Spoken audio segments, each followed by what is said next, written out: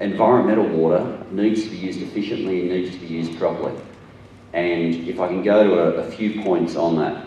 First of all, on carryover, I just want to say that I am absolutely alive to the concern of, during flood years, an entitlement simply being banked in water storages, which if you then tried to use it significantly in one water year, it would have an absolute and immediate impact on your allocation, on your allocations for that water year.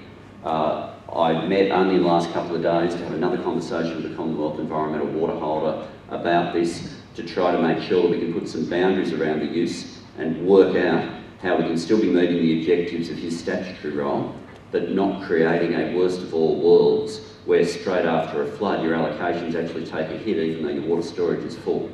That would be a ridiculous outcome, and we're working together to make sure that we don't land there.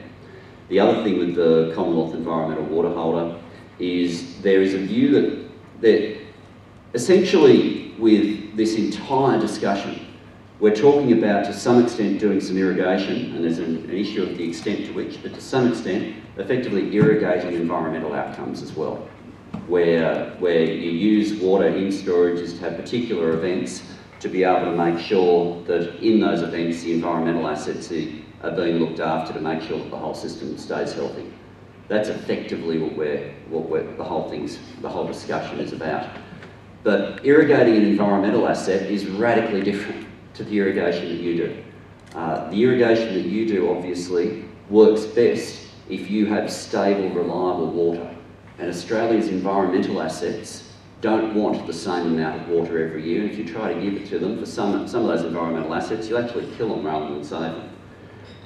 And this is where there's a discussion paper that's out at the moment, but effectively I'm using these meetings as well as the consultation on that, because the issues keep getting raised, to work out how in the use of environmental water do we make sure that we also have drying events.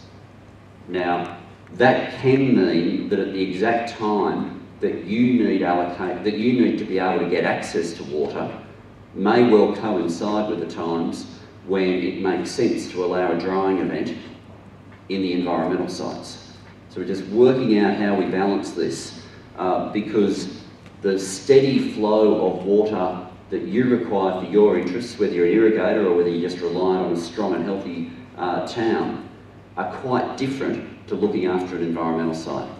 Now, I'm 100% aware of the Barmer choke. I was there last week at the Deniliquin meeting. A bloke by the name of Andrew Bird stood up and said that if you mismanage or overestimate how much water you can get through the Barmer choke, all you'll effectively do is flood and take out our crops exactly at the time that we can't afford it.